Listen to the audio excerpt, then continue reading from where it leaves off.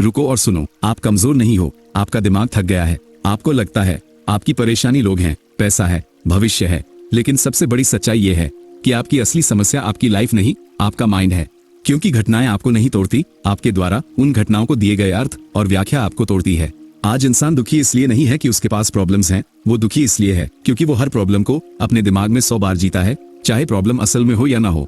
Overthinking असल में सोच नहीं है। ओवरथिंकिंग एक इमेजिनरी पनिशमेंट है, अर्थात एक काल्पनिक सजा जो आप खुद को देते हो। दार्शनिक सेनेका ने कहा था, we suffer more in imagination than in reality, यानी हम असल दुख से ज्यादा अपने दिमाग की कल्पनाओं के दुखों में जीते हैं। और हम अपनी कल्पनाओं में तब तक ही मरते हैं जब तक हम हकीकत को गले लगाने से डरते हैं। आपका दिमाग सर्टेनिटी चाहता है, वो चाहता है कि सब क्लियर हो जाए, रिश्ता चलेगा या नहीं, नौकरी मिलेगी या नहीं, लोग क्या सोचेंगे और क्या नहीं। लेकिन जीवन की सच्चाई ये है, लाइफ में सर्टेनिटी नहीं होती। अब ध्यान से सुनिए, आप हर प्रश्न का जवाब इसलिए खोजते हो ताकि आपको लगे कि सब आपके कंट्रोल में है। इसी को साइकोलॉजी में कहते हैं इल्यूजन ऑफ कंट्रोल, यानी कंट्रोल का भ्रम।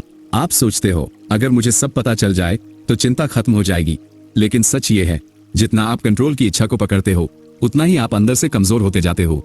स्टोइक फिलॉसफी का सबसे बड़ा रूल यही है, जो आपके कंट्रोल में है उस पर काम करो, जो आपके कंट्रोल में नहीं उसको छोड़ दो। पर आप क्या करते हो? आप अपने कंट्रोल में नहीं आने वाली चीजों पर दिन रात ऊर्जा खर्च करते हो। लोगों की सोच, किसी का बिहेवियर, पास्ट की गलती, फ्यूचर का डर, और फिर कहते हो मैं थक गया हूं। अगर आपकी जिंदगी में स्ट्रेस ज्यादा है तो आज एक एक्सरसाइज करो। एक कागज लो और 2 कॉलम बनाओ। पहला, मेरे कंट्रोल में क्या है, मेरी मेहनत, मेरी आदतें, मेरा रिस्पॉन्स, मेरी बाउंड्रीज, मेरा डिसिप्लिन।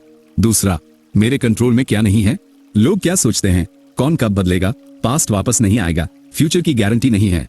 अब असली गेम शुरू होता है जिस दिन आप कंट्रोल न होने वाली चीजों को छोड़ना सीख जाते हो। उसी दिन एंजाइटी, स्ट्रेस, डिप्रेशन ये सब टूटने लगता है, क्योंकि शांति तब आती है जब आप रियलिटी को एक्सेप्ट करते हो। अब सबसे खतरनाक सच, आप जीवन नहीं जी रहे, आप अपने दिमाग की स्टोरी जी रहे हैं। एक ही घटना 2 लोगों के साथ होती है। एक कहता है मैं खत्म हो गया, दूसरा कहता है मैं सीख गया। घटना वही थी, बस मीनिंग अलग था।